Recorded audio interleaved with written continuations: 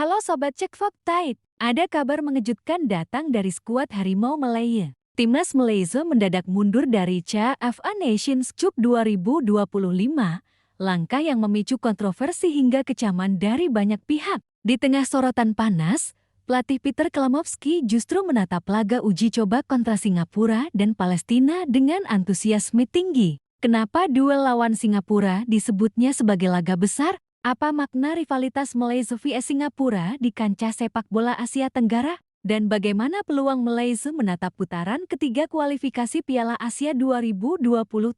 Simak ulasan lengkapnya hanya di Cek Fakta, tempatnya fakta dan data sepak bola terpercaya. Timnas Malaysia menjadi sorotan tajam di kawasan Asia Tengah dan Tenggara usai keputusan kontroversial mundur dari CAF Nations Cup ke 2025.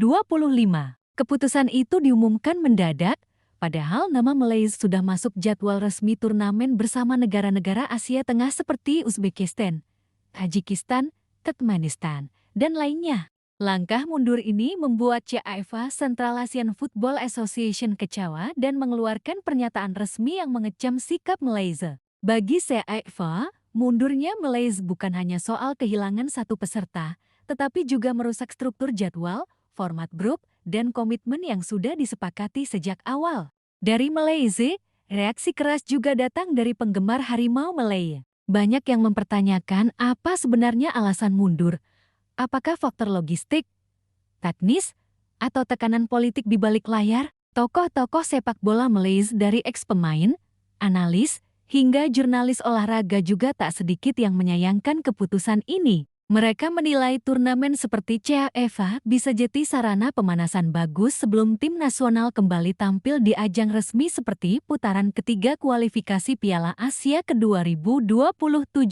Bagi para supporter Malaysia, mundurnya tim nasional juga berarti hilangnya kesempatan menguji skuad di level kompetitif. Mereka khawatir keputusan ini berdampak pada mental bertanding, chemistry pemain, dan peringkat FIFA. Di tengah riuh kritik, Peter Kelamovski memilih meredam suasana. Pelatih asal Australia itu justru menatap ke depan. Ia meyakini laga uji coba pada September mendatang melawan Singapura dan Palestina tetap punya level tantangan tinggi.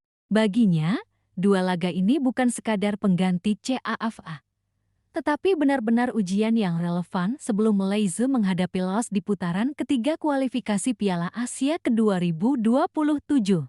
Kami akan menghadapi dua lawan berkualitas pada bulan September, derby lawan Singapura dan laga berat lawan Palestina. Rivalitas Malaysia-Singapura adalah laga besar dengan sejarah panjang, tegas Kelamovski. Jika dilihat sekilas, ranking FIFA Singapura yang kini bertengger di peringkat ke-159 memang tampak jauh dari Malaysia peringkat ke-134. Namun, di Asia Tenggara, nama Singapura tidak pernah lepas dari sejarah rivalitas panjang dengan Malaysia. Pertemuan dua negara bertetangga ini selalu menimbulkan atmosfer panas, baik di lapangan maupun tribun. Duel Malaysia-Singapura bukan hanya soal sepak bola, tetapi juga harga diri sebagai negara serumpun yang sejak era merdeka sering berkompetisi di Piala Merdeka hingga Piala Suzuki AFF. Meski pamor Singapura di level timnas menurun, mereka tetap punya skuad dengan talenta muda dan naturalisasi dari liga domestik yang kompetitif. Kelamovski paham, pemainnya tak bisa meremehkan Singapura hanya karena ranking FIFA lebih rendah. Selain Singapura, Malaysia juga akan menjamu Palestina. Ini jadi lawan uji coba yang sangat relevan karena Palestina punya pengalaman tampil di putaran final Piala Asia ke 2027. Peringkat FIFA Palestina juga lebih tinggi sekitar 90 dunia dengan reputasi sebagai tim yang sering membuat kejutan di kualifikasi Piala Dunia zona Asia. Bagi Kelamovski, uji coba lawan Palestina akan menguji soliditas pertahanan Malaysia dan efektivitas transisi menyerang. Palestina dikenal sebagai tim dengan pressing keras dan stamina prima, sesuatu yang harus diantisipasi Harimau Malaya. Peter Kelamovski menegaskan akan memanggil skuad terbaik. Harimau Malaya punya sejumlah nama inti seperti Dean Kools, Arif Aiman, hingga Shihan Hazmi di bawah Mistar. Beberapa pemain naturalisasi juga kemungkinan dipanggil, tergantung kondisi fisik dan jadwal kompetisi di liga masing-masing. Targetnya jelas, membangun chemistry, menemukan pola main paling efektif, dan menilai opsi rotasi pemain sebelum bentrok dengan Laos di Oktober. Meski hanya laga uji coba, hasil pertandingan tetap berpengaruh ke peringkat FIFA. Jika Malaysia mampu mengalahkan Palestina, perolehan poin FIFA akan naik signifikan karena Palestina punya ranking lebih tinggi.